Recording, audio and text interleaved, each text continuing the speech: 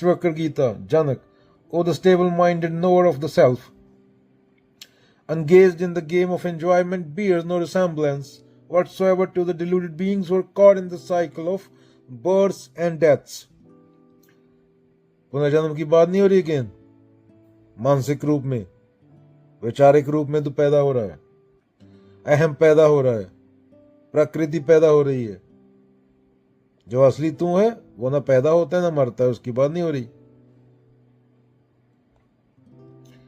जनक कहते हैं, हे देखो, आत्मा को जान लेने के बाद जो धीर व्यक्ति होगा वह अगर भोग भी करता है तो वह भी एक खेल की तरह होगा। उसका कोई बंधन नहीं होता, उसका भोग संसार की मूर्ताओं से ग्रस्त व्यक्तियों के भोग जैसा बिल्कुल नहीं होता। तो धीर किसको बोला गया यहाँ पे? धीर कौन है?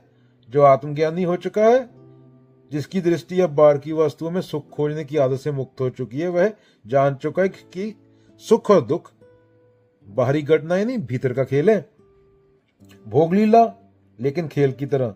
जब ऐसा ज्ञानी व्यक्ति किसी भोग में भी लिप्त होता है, जैसे स्वादिष्ट भोजन, स्त्री, समाज, तो वह उस भोग से चिपकता नहीं, वह खेलता है पर खेल में नहीं उलझता। उदाहरण, जैसे बच्चों, रेत का घर बनाते हो तुम, पर जानते हो कि यह असली नहीं है, पर मूढ़जन वही घर बनाकर उसी में जीने लगते हैं, डरते हैं कि कोई तोड़ेगा और दुखी होते हैं जब वह बिखर जाता है।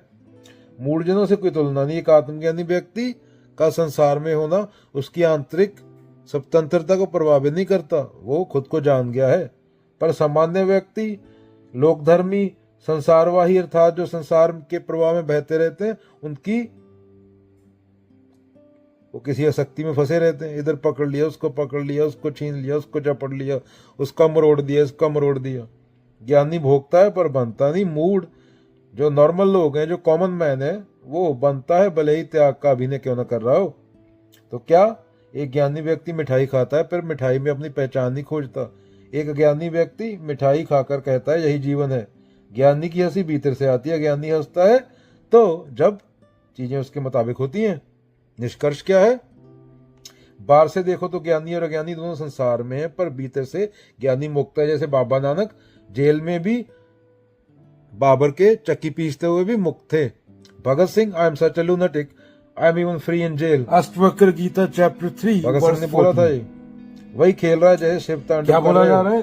जो भीतर से राग, द्वेष है, और वही इच्छा खेल रहा है जैसे शिव तांडव कर रहे हो, बिना किसी आसक्ति के। से ऊपर उठ चुका है। और जिसको कोई आकांक्षा नहीं बची, ऐसे व्यक्ति